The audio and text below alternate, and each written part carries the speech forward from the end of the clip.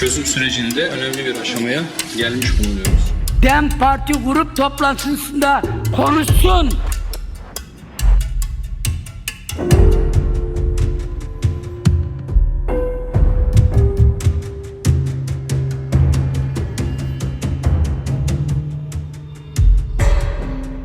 Türkiye Cumhuriyeti'nin modern tarihinde bazı meseleler diğerlerinden daha karmaşık, daha acı verici ve daha derin köklere sahiptir. Kürt meselesi sadece son 100 yılın bir sorunu değil, aynı zamanda çok etnisiteli bir imparatorluğun mirasıyla ulus devlet inşa etme sancılarının kesiştiği katmanlı bir tarihi gerçeği ifade eder. Bu mesele sadece çatışmalarla veya siyasi tartışmalarla anılsa da aslında derin bir kültürel, ekonomik ve kimlik krizinin yansımasıdır. Bugün bu videoda konunun hassasiyetini ve karmaşıklığını göz ardı etmeden Kürt meselesinin tarihsel köklerine inerek Osmanlı İmparatorluğu'nun son dönemlerinden modern Türkiye'nin kuruluşuna kadar uzanan süreci tarafsız bir gözle incelemeye çalışacağız. Amacımız yargılamak değil, anlamak, bir yaraya dokunmak değil, o yaranın nasıl oluştuğunu göstermektir. Ancak videoya geçmeden önce daha güzel içeriklerin gelmesi siz değerli izleyicilerimizin desteklerine bağlıdır. Lütfen videomuzu beğenip kanalımıza abone olmayı unutmayınız. Ayrıca video ve kanal ile ilgili eleştiri, görüş ve önerilerinizi isterseniz videonun altındaki yorum kısmına, dilerseniz de topluluk sekmesine yazarak belirtebilirsiniz. İyi seyirler. Modern Kürt meselesinin köklerine inebilmek için tarihin çok gerisine, binlerce yıl öncesine bakmak gerekir. Tarihçiler Kürtlerin Mezopotamya ve Zagros dağlarının kadim halklarından, özellikle M.Ö. 7. yüzyılda bölgede hüküm süren Medlerden geldiğini iddia ederler. Onların tarihi sürekli bir dağlık coğrafyada dış etkilere karşı direnç göstererek kendi kimliklerini koruma mücadelesinin tarihidir. Coğrafya Kürt kimliğinin en belirleyici unsurlarından biridir. Kürtlerin yaşadığı coğrafya Kürtçe'de Kürdistan olarak adlandırılır ve coğrafi olarak Türkiye'nin doğu ve güneydoğusu, Irak'ın kuzeyi, İran'ın batısı ve Suriye'nin kuzeydoğusunu kaplayan geniş bir dağlık bölgeyi içine alır. Zagros ve Toros dağlarının sarp ve erişilmesi zor arazileri, Kürt aşiretlerinin yüzyıllarca bağımsızlıklarını ve geleneksel yapılarını korumalarına olanak tanımıştır. Bu izole coğrafya aynı zamanda Kürtçenin Kürmancı ve Sorani gibi farklı lehçelerinin de oluşumuna zemin hazırlamıştır. Bu coğrafya ve kültürel yapı onların siyasi kaderlerini de derinden etkileyecektir.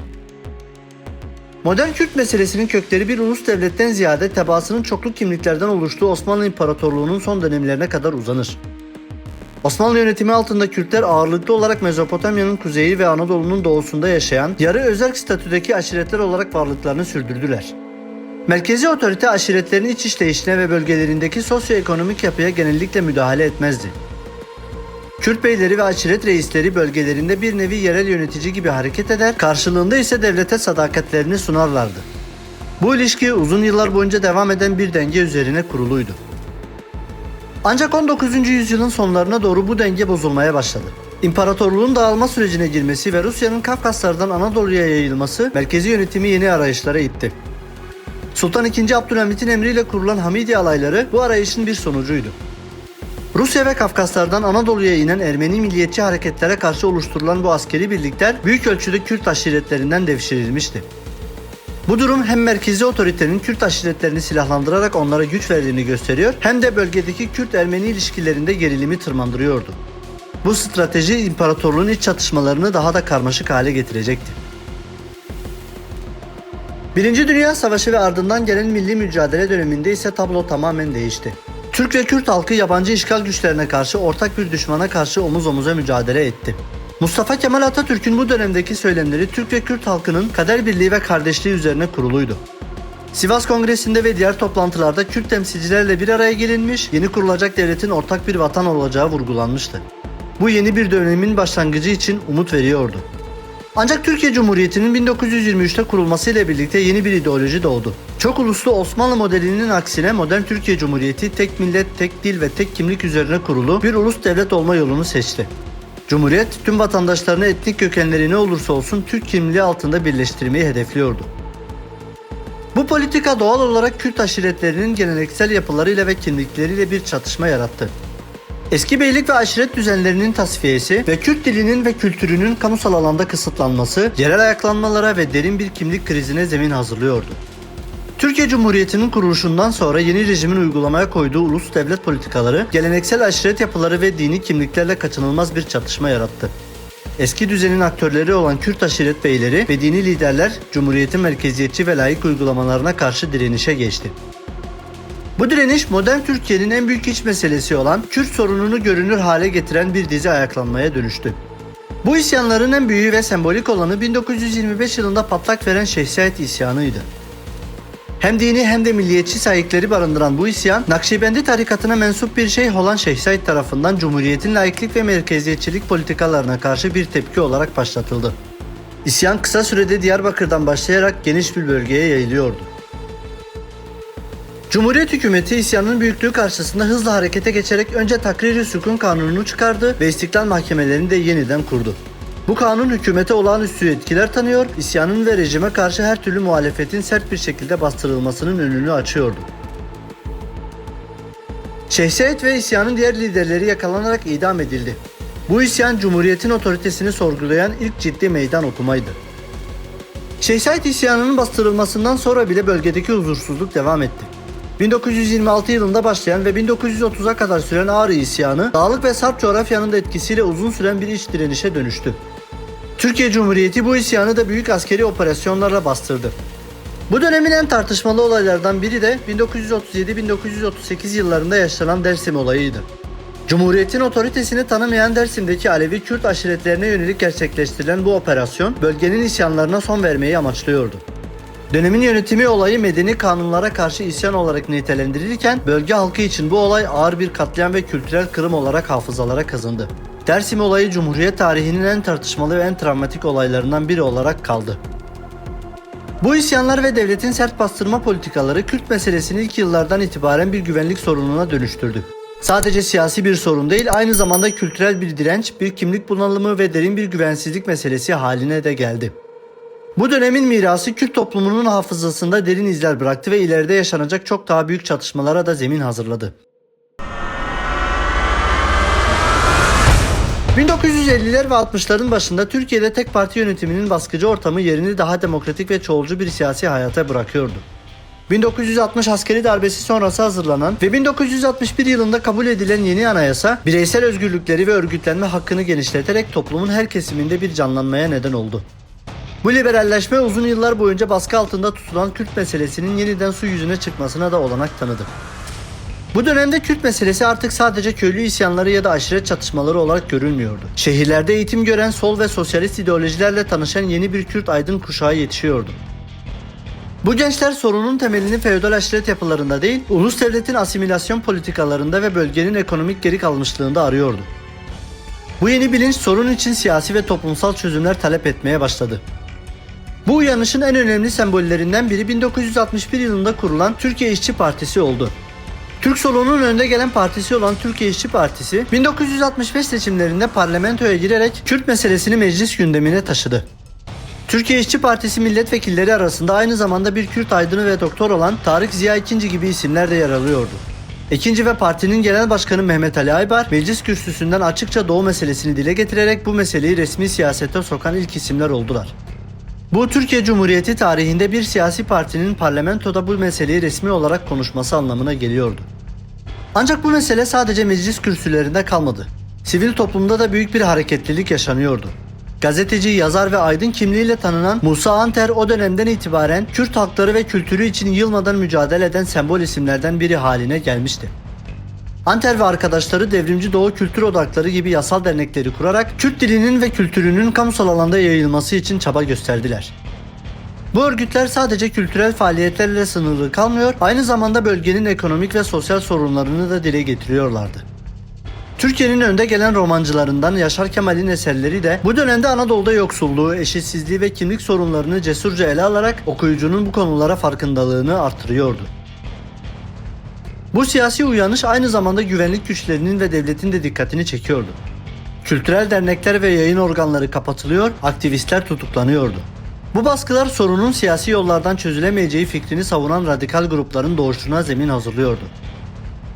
Barışçıl ve siyasi arayışların sonuçsuz kalması bir sonraki 10 yılda yaşanacak çok daha yıkıcı olayların habercisiydi.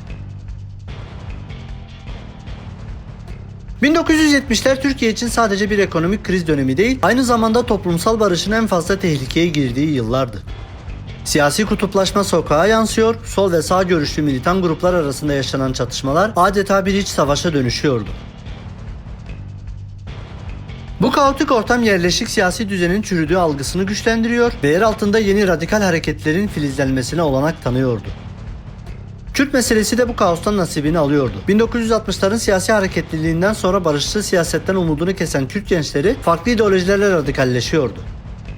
Bu dönemde ortaya çıkan ve Kürt milliyetçi sosyalist hareketi içinde yer alan tek örgüt PKK değildi.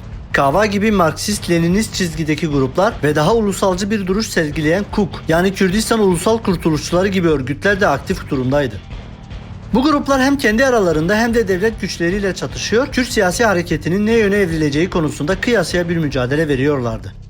Ancak bu örgütler dağınık ve birbirinden kopuk yapılarıyla kitlesel bir harekete dönüşmeyi başaramıyordu. Bu dağınık yapının içinde Abdullah Öcalan liderliğinde kurulan Partiya Karkeran Kürdistan yani PKK farklı bir yol izledi. Örgüt diğer sol gruplardan farklı olarak ulusal kurtuluş mücadelesine öncelik alıyor, ideolojik ve örgütsel disiplini en katı şekilde uyguluyordu. PKK hem devlet güçlerine hem de rakip gördüğü diğer Kürt örgütlerine karşı acımasız bir mücadele yürüterek kısa sürede bölgedeki en baskın silahlı güç haline geldi. Örgüt diğer Kürt gruplarını tasfiye ederek Kürt meselesinin tek temsilcisi olma iddiasını ortaya koyuyordu. PKK kuruluşunun ilk yıllarında küçük çaplı eylemler düzenlese de 12 Eylül 1980 askeri darbesi örgütün büyümesi için adeta bir katalizör görevi gördü. Darbe yönetimi tüm siyasi partileri ve sivil toplum örgütlerini kapatarak siyaseti tamamen dondurdu. Binlerce Kürt aydını ve aktivisti tutuklanarak zindanlara atıldı. Özellikle Diyarbakır cezaevinde yaşanan insanlık dışı koşullar ve işkence iddiaları birçok gencin örgüte katılmasına neden oldu. Hapishaneler PKK için bir nevi militan kaynağı haline gelmişti. Devletin tüm siyasi ve yasal yolları kapatması birçok kişi için silahlı mücadeleyi tek çıkış yolu haline getirdi. Silahlı mücadelenin ateşi 15 Ağustos 1984 tarihinde PKK'nın Eruk ve Şemdilli'deki jandarma karakollarına düzenlediği baskınlarla resmen yakıldı. Bu ilk saldırılar Türkiye Cumhuriyeti'ni hazırlıksız yakalamış ve devletin bir güvenlik sorunuyla karşı karşıya olduğunu gösteriyordu. Başlangıçta küçük çaplı olan bu çatışmalar zamanla büyüyerek bölgenin tamamını saran ve 10 yıllar boyunca devam edecek hem güvenlik güçlerini hem de sivil halkı derinden etkileyecek bir savaşa dönüştü. 1980'lere girerken Türkiye siyasi ve toplumsal bir kaosa sürüklenmişti. Sağ ve sol çatışmalarının yol açtığı güvensizlik ortamı 12 Eylül 1980 askeri darbesine zemin hazırladı. Darbe bir yandan sokak terörüne son verirken diğer yandan tüm siyasi partileri, sendikaları ve dernekleri kapatarak siyasi hayatı tamamen dondurdu. Bu Kürt siyasi ve kültürel hareketlerini de yerin altına itti. Darbe sonrası dönemde Kürt siyasetçileri, aydınları ve aktivistleri tutuklanarak zindanlara atıldı. Bu dönemin en sembolik ve en acımasız sembolü Diyarbakır cezaevi olmuştu. Cezaevi iddia edilen sistematik işkenceler ve insanlık dışı koşullarla bir direniş ve radikalleşme okuluna dönüştü. Pek çok Kürt genci ve aydını burada maruz kaldığı şiddet sonrası siyasi yollardan çözüm bulma umudunu tamamen yitirdi. Diyarbakır cezaevi terör örgütü PKK'ya yeni katılımların en önemli kaynaklarından biri haline geldi. Silahlı mücadelenin fitili 15 Ağustos 1984 tarihinde terör örgütü PKK'nın Eruf ve Şendilli'de jandarma karakollarına düzenlediği baskınlarla ateşlendi. Bu saldırılar 10 yıllar sürecek kanlı bir çatışmanın da başlangıcı oldu. Türk devleti başlangıçta bu saldırıları ciddiye almazken dönemin başbakanı Turgut Özal bu eylemleri 3-5 çapulcunun işi olarak tanımlıyor ve meselenin kısa sürede çözüleceğine inanıyordu. Ancak bu ilk tepki terör örgütü PKK'nın dağlık bölgelerde güç kazanmasına ve militan sayısını arttırmasına olanak tanıdı. Hükümet tehdidin boyutunu anladığında ise tepkisi çok sert oldu. Bölgede olağanüstü hal ilan edildi ve güvenlik güçleri için geniş yetkiler tanındı. Terör örgütü PKK'nın gerilla taktiklerine karşı mücadele etmek için köylerin kendi kendini savunmasını amaçlayan koruculuk sistemi devreye sokuldu. Bu sistem aynı aşiretten, aynı aileden insanları karşı karşıya getirerek toplumsal dokuyu parçaladı ve Kürt toplumu içinde derin bir sivil savaşın başlamasına neden oldu. Bu 10 yılın sonuna doğru Kürt meselesi sadece Türkiye'nin iç meselesi olmaktan çıktı. 1988 yılında Irak'taki Saddam Hüseyin rejimi Halepçe kasabasında kimyasal silahlarla Kürtlere saldırdı. Bu korkunç katliam on binlerce Iraklı Kürt'ü can havliyle Türkiye sınırına sığınmaya itti ve Türkiye'yi büyük bir insani krizle karşı karşıya bıraktı. Bu olay Kürt halkının tarihsel olarak maruz kaldığı baskıları gözler önüne seriyor ve meselenin bölgesel boyutunu vurguluyordu. 1980'ler bir yandan Türkiye'deki siyasi istikrar arayışının getirdiği baskılarla, diğer yandan Irak'taki Kürtlere yönelik zulümle şekillendi. Bu 10 yıl siyasetin kilitlendiği, silahların konuştuğu ve meselenin artık geri dönülemez bir yola girdiği bir dönüm noktasıydı. 1980'lerde başlayan düşük yoğunluklu çatışma 1990'lar boyunca neredeyse tam teşekküllü bir savaşa dönüşmek üzereydi. Terör örgütü PKK taktiklerini geliştirerek Türk Silahlı Kuvvetlerine ağır kayıplar verdirmeye başladı. Bu dönemin en çok yankı uyandıran ve toplumu derinden sarsan olayı 24 Mayıs 1993 tarihinde Bingöl-Elazığ karayolunda yaşanan 33 er olayı oldu. Terhisine gitmekte olan 33 silahsız askeri otobüslerinden indiren terör örgütü PKK militanları askerleri kurşuna dizmişti. Bu olay çatışmanın acımasız yüzünü tüm Türkiye'ye gösteriyor, barış umutlarını büyük ölçüde yok ediyordu.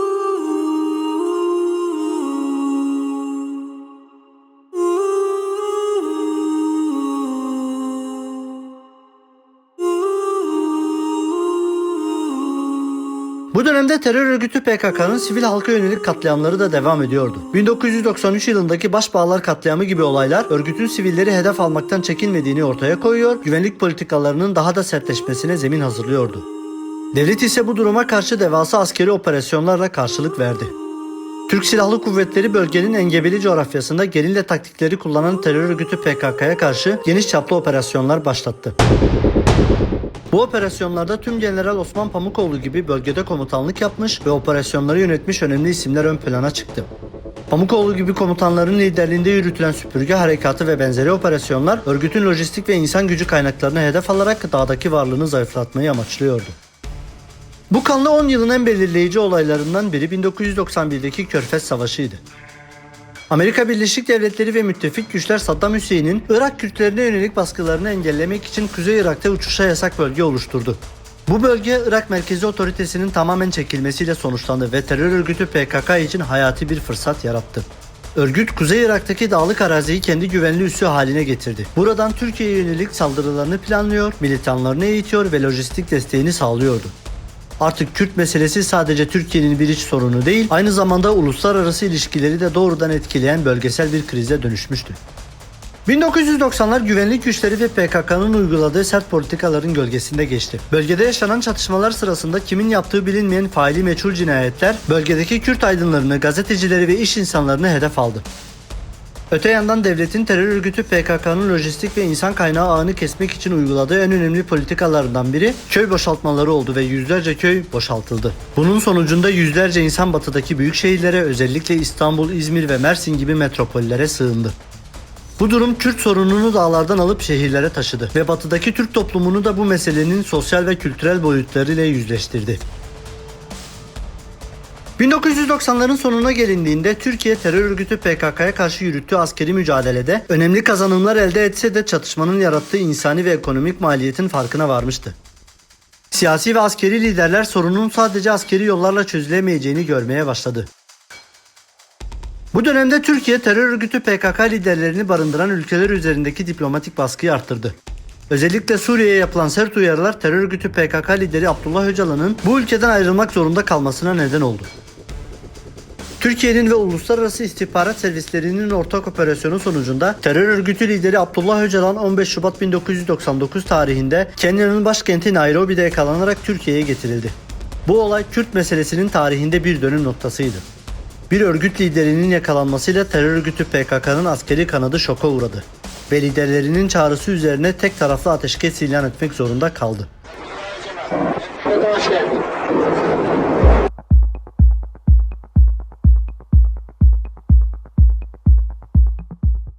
Bu ateşkes sahada çatışmaların büyük oranda durmasını sağladı ve Türkiye'ye meseleyi askeri operasyonlardan farklı yollarla çözme fırsatı sundu. Öcalan'ın yakalanması Türkiye'nin siyasi ve toplumsal atmosferini kökünden değiştirdi. Güvenlik kaygıları kısa süreliğine de olsa azalırken 2000'li yılların başında iktidara gelen hükümetler meseleye daha farklı bir perspektiften yaklaşmaya başladı. Özellikle Avrupa Birliği'ne tam üyelik süreci Türkiye'yi Kürt vatandaşlarının kültürel ve siyasi hakları konusunda önemli reformlar yapmaya zorluyordu. Bu baskılar uzun yıllar boyunca yasak olan Kürtçe yayıncılığın serbest bırakılması ve Kürtçe derslerin okullarda seçmeli olarak okutulabilmesi gibi adımlarla kapı araladı. Bu adımlar hükümetin Kürt açılımı olarak bilinen politikasının ilk somut örnekleriydi. Bu yeni dönem aynı zamanda Kürt siyasetçileri için de yeni bir alan yarattı. Silahlı mücadelenin çıkmaza girmesiyle birlikte Kürtler, Demokratik Toplum Partisi ve sonraki partileri aracılığıyla siyasi mücadeleyi meclis çatısı altında sürdürmeye odaklandı. Her ne kadar bu partiler güvenlik güçleri ve yargı tarafından sık sık mercek altına alınsa da varlıkları Kürtlerin taleplerini demokratik yollarla ifade etme çabalarının en somut göstergesiydi. Öcalan'ın yakalanmasıyla başlayan süreç sorunun çözümünü dağlardan şehirlere ve siyasetin merkezine taşımıştı. Terör örgütü lideri Abdullah Öcalan'ın yakalanması ve PKK'nın ateşkes ilan etmesiyle başlayan süreç, Türkiye'de yeni bir siyasi iklimin oluşmasına olanak sağlamıştı. Yıllarca süren çatışmanın getirdiği yorgunluk ve Avrupa Birliği'ne uyum reformlarının da etkisiyle hükümetler Kürt meselesini artık sadece güvenlik tedbirleriyle değil, siyasi ve kültürel adımlarla da çözmeye karar verdi. Bu yeni dönemin ilk ciddi adımı 2009 yılında başlatılan Kürt açılımı oldu. Hükümet bu açılımla birlikte sorunun çözümü için kapsamlı bir yol haritası sunuyordu. Bu adımlar arasında Kürt diline ve kültürüne yönelik yasakların gevşetilmesi, televizyon ve radyo yayınlarının önünün açılması, hatta üniversitelerde Kürt dili ve edebiyatı bölümlerinin kurulması gibi tarihi kararlar yer alıyordu. Bu kapsamda Kürtçe yayın yapan devlet televizyonu TRT6'nın yayına başlaması sembolik ve önemli bir gelişme olarak kabul edildi. TRT 6 bixeyr be. Hükümet bu adımlarla toplumsal kutuplaşmayı azaltmayı ve Kürt vatandaşların devlete olan güvenini yeniden tesis etmeyi amaçlıyordu. Ancak bu iyimser hava uzun sürmedi. Kürt açılımının başarısızlıkla sonuçlanmasının birkaç önemli nedeni vardı. Öncelikle süreç şeffaf bir şekilde yürütülmedi ve toplumun tüm kesimleri yeterince ikna edilmedi. Ana muhalefet partileri hükümeti terör örgütüyle gizli pazarlıklar yapmakla suçluyor, milliyetçi çevreler ise verilen bu tavizlerin devleti zayıflatacağını savunuyordu. Sürecin kırılma noktalarından biri 2009 yılında PKK'lı bir grup militanın Kuzey Irak'tan Türkiye'ye gelerek barış için teslim olması ve büyük bir kalabalık tarafından karşılanması oldu. Bu görüntü kamuoyunda infial yarattı ve hükümetin sürece olan desteğini ciddi şekilde zedeledi. Ayrıca terör örgütü PKK'nın çatışmayı tamamen sonlandırmayı kabul etmemesi ve küçük çaplı saldırılarına devam etmesi hem toplumda hem de devletteki güvensizliği arttırdı. Sonuç olarak Kürt açılımı toplumsal ve siyasi desteği kaybederek sönümlendi ve yerini tekrar gerilime bıraktı. 2009'da başlayan Kürt açılımının sönümlenmesiyle birlikte Türkiye yeniden bir gerilim ve güvensizlik ortamına sürüklendi. Terör örgütü PKK açılım sürecinin beklentilerini karşılamadığını ileri sürerek tek taraflı ateşkesini sonlandırdı ve yeniden silahlı eylemlere başladı. Bu durum devleti de yeniden güvenlik odaklı bir politikaya itti. Bölgede askeri operasyonlar yeniden yoğunlaştı ve her iki taraftan da can kayıpları yaşanmaya devam etti. Toplumun büyük bir kesiminde ise hem barış umudu hem de çözüm yollarına olan güven zedelendi. Ancak kamuoyunda yaşanan bu gerilimlere rağmen kapalı kapılar ardında yeni bir diyalog arayışı sürüyordu. MİT Müsteşarı Hakan Fidan'ın da aralarında bulunduğu Türk heyetiyle PKK'nın üst düzey yöneticileri Norveç'in başkenti Oslo'da gizlice bir araya gelmeye başladı. Bu Oslo görüşmeleri devletin PKK ile doğrudan temas kurduğunu gösteren tarihi bir gelişmeydi. Bu gelişmelerin amacı yeni ve daha kapsamlı bir barış sürecine zemin hazırlamaktı. Fakat 2011 yılında bu gizli görüşmelerin ses kayıtlarının internete sızması büyük bir siyasi skandala yol açtı. Kayıtlar hükümetin bir terör örgütüyle masaya oturduğunu gösteriyordu ve muhalefet partileri tarafından sertçe eleştirildi. Bu skandal Oslo sürecini fiilen bitirse de devletin meselenin çözümü için gizli yolları denemekten çekinmediğini ortaya koyuyordu. Olayın kamuoyuna yansıması bir yandan hükümeti zor durumda bırakırken diğer yandan da meselenin ne kadar derin ve çözümsüz olduğunun bir göstergesiydi. Oslo sürecinin başarısızlıkla sonuçlanması hükümetin açılım sürecindeki hatalarından ders çıkarmasına neden oldu. Hükümet yeni bir barış sürecinin daha kapsamlı, daha iyi planlanmış ve tüm riskleri göze alarak yürütülmesi gerektiğini anlamıştı. Bu durum tüm engellere rağmen tarihin en kapsamlı barış girişimi olan çözüm sürecine giden yolu açıyordu. Oslo görüşmelerinin ardından devletin meselenin çözümüne ilişkin yaklaşımı gizli görüşmelerden açık bir sürece evrildi. 2013 yılında resmen başlatılan çözüm süreci Türkiye tarihindeki en iddialı barış girişimiydi. Süreç temel olarak iki ayak üzerine inşa edilmişti. Birincisi terör örgütü PKK'nın silahlı unsurlarının ülke dışına çekilmesi, ikincisi ise bu çekilme karşılığında hükümetin siyasi ve hukuki reformlar yapmasıydı. Bu süreçte devlet İmralı'da bulunan Öcalan ile doğrudan müzakereler yürüttü. Örgüt 2013 yılında ateşkes ilan etti ve silahlı güçlerini Türkiye sınırları dışına çekmeye başladı. Sürece olan güveni arttırmak için Akil İnsanlar Heyeti gibi yapılar oluşturuldu. Bu heyetler toplumun farklı kesimlerinde barışın önemini anlatmak için çalışmalar yürüttü. HDP milletvekilleri devletin bilgisi dahilinde Kandil'e giderek örgüt yöneticileriyle görüşmeler yaptı ve barış çağrılarını iletti. Ancak bu büyük umut ne yazık ki uzun sürmedi. Sürecin çöküşü 2015 yılının başlarında belirginleşmeye başladı. Taraflar birbirlerinin yükümlülüklerini yerine getirmemekle suçluyordu. Devlet, terör örgütü PKK'nın militanlarının tam olarak çekilmediğini savunurken PKK ve HDP ise hükümetin reformlar konusunda yeterince hızlı ve samimi adımlar atmadığını iddia ediyordu. Sürecin siyasi bir araç haline gelmesi özellikle 2015 genel seçimleri öncesinde gerilimi arttırdı. Sürecin sonu hızlı ve trajik bir şekilde geldi. 28 Şubat 2015 tarihinde Dolmabahçe'de hükümet ve HDP heyetlerinin ortak bir metin okuması kamuoyunda büyük bir umut dalgası yaratsa da hükümetin kısa süre sonra bu metne mesafeli durması süreci baltaladı. Temmuz 2015'teki Suruç katliamı ve sonrasında Ceylanpınar'da 2 polisin şehit edilmesi gerilimi zirveye taşıdı. Devlet bu olaylara karşılık olarak terör örgütü PKK'ya yönelik hava operasyonları başlattı ve örgütle ateşkesi resmen bitirdiğini açıkladı. Yıllarca süren barış arayışı yerini yeniden topyekün bir çatışma ortamına bıraktı. 2015 yılının ortalarında çözüm sürecinin çökmesi Türkiye'yi yeniden sıcak bir çatışma ortamına sürükledi. Bu kez çatışma dağlardan şehir merkezlerine inerek yeni ve çok daha yıkıcı bir boyuta ulaştı. Terör örgütü PKK'nın gençlik yapılanmaları bölgedeki bazı il ve ilçelerde hendek olayları olarak bilinen süreci başlattı. Cizre, Sur, Nusaybin ve Silopi gibi yerlerde hendekler kazılarak ve barikatlar kurularak sözde özellik ilan edildi. Bu eylemler devletin güvenlik güçlerinin aylar süren kapsamlı askeri operasyonlarla karşılık vermesine neden oldu. Yoğun çatışmalar ve sokağa çıkma yasakları şehir merkezlerini adeta bir savaş alanına çevirdi. Altyapı ve evlerin büyük ölçüde tahrip olduğu bu operasyonlar hem bölge halkına büyük bir yıkım getirdi hem de toplumsal barışı derinden zedeledi. Birçok sivil hayatını kaybederken on binlerce insan evlerini terk etmek zorunda kaldı ve kentlerin tarihsel dokusu ciddi hasar gördü. Bu olaylar Kürt meselesinin sadece bir sorun olmadığını, aynı zamanda bölge halkı için ağır bir insani bedeli olduğunu bir kez daha gösterdi. Bu dönemde siyasi alanda da önemli gelişmeler yaşanmaktaydı. Hükümet hendek olaylarının sona ermesinin ardından kayyum atamaları uygulamasını başlattı. Terörle mücadele kapsamında çıkarılan yasal düzenlemelerle belediye başkanlarının terör örgütleriyle bağlantılı olduğu iddia edilerek görevden alınmasının ve yerlerine devlet tarafından atanan kayyumların geçmesinin önü açıldı. Özellikle HDP'li belediye başkanları bu uygulamadan etkilendi. Bu adım bazı kesimlerce terörle mücadelede gerekli bir önlem olarak görülürken, muhalif çevreler tarafından yerel demokrasinin askıya alınması ve seçmen iradesinin hiçe sayılması olarak yorumlandı. Kayyum atamaları Kürt meselesinin sadece askeri ve hukuki değil, aynı zamanda demokratik haklar ve siyasi temsil boyutuyla da ne kadar karmaşık olduğunu bir kez daha gösterdi. Çözüm sürecinden sonra başlayan bu dönem, Türkiye'yi çözüm arayışından çok daha uzak, gerilimin ve kutuplaşmanın derinleştiği bir noktaya getirdi. Hendek olayları ve kayyum atamaları sonrası Türkiye'nin Kürt meselesine yaklaşımı, barış ve diyalog arayışından çok daha katı bir güvenlik politikasına evrildi. Ancak zamanla bu yaklaşımın da tek başına yeterli bir çözüm getirmediği, meselenin köklerindeki siyasi ve toplumsal sorunların devam ettiği görüldü. Bu durum siyaset sahnesinde yeni bir tartışma başlatarak farklı çözüm arayışını yeniden gündeme getirdi. Bu yeni yaklaşım özellikle Milliyetçi Hareket Partisi lideri Devlet Bahçeli'nin de dile getirdiği üzere terör örgütü PKK ile doğrudan bir müzakere yerine sorunun Türkiye Cumhuriyeti üniter yapısı içinde ve yeni bir anayasa çerçevesinde çözülmesini hedefliyor.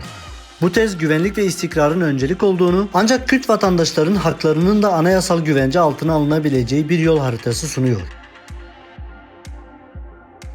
Bu yaklaşımın başarılı olup olamayacağı ise çeşitli çevreler tarafından farklı şekilde değerlendirilmektedir. Destekçileri meselenin ancak güçlü bir devlet otoritesi ve hukuki düzenlemelerle çözülebileceğini, terör örgütüyle müzakerenin meşruiyet sorunu yarattığını savunurken, karşı çıkanlar ise Kürt toplumunun siyasi temsilcileriyle diyalog kurmadan yapılacak tek taraflı anayasal düzenlemelerin meselenin özünü oluşturan kimlik ve siyasi hak taleplerini karşılayamayacağını ve kalıcı bir barış getiremeyeceğini öne sürmektedir. Türkiye bir yandan güvenlik güçlerinin terörle mücadelesini sürdürürken, diğer yandan da parlamentoda ve siyasi arenada bu yeni çözüm arayışını tartışmaya devam ediyor. Bu yaklaşımın 10 yıllardır devam eden bu karmaşık meselenin düğümünü çözüp çözemeyeceği, kalıcı bir barışa giden yolu açıp açamayacağı ise her zamanki gibi zamanla ortaya çıkacaktır. Kürt meselesi basit bir olay ya da tek bir nedene indirgenebilecek bir konu değildir. Bu Osmanlı İmparatorluğu'nun son dönemlerinden bugüne uzanan ulus devlet inşa etmenin sancılarının ve modernleşme çatışmalarının yansımasıdır. Toplumsal kimlik talepleri, siyasi hak arayışları ve 10 yıllarca süren kanlı çatışmalarla örülmüş çok katmanlı karmaşık bir meseledir. Tarih bize gösteriyor ki bu meselenin çözümünü ne sadece silahlı mücadelede ne de sadece güvenlik politikalarında bulmak mümkün olmamıştır. Geçmişte yaşanan barış girişimleri tüm iyi niyetli çabalara rağmen ya siyasi engellere ya da karşılıklı güvensizlik duvarlarına çarparak başarısız olmuştur. Bugün Türkiye bir yandan bu sorunun yarattığı derin toplumsal yaralarla yüzleşirken diğer yandan da meselenin nasıl çözülebileceğine dair yeni tartışmalar yürütüyor. Sorunun çözümünün yolu 10 yıllarca süren çatışmanın yarattığı ön yargıları ve korkuyu aşmaktan geçiyor. Peki bu tarihsel döngü kırılabilecek mi? Türkiye barış ve diyalogla ortak bir gelecek inşa edebilecek mi? Yoksa bu mesele gelecek nesillere de aktarılacak bir yük olarak kalmaya devam mı edecek? Gelecek bu soruların cevabını bulmaya çalışan bir toplumun ellerindedir.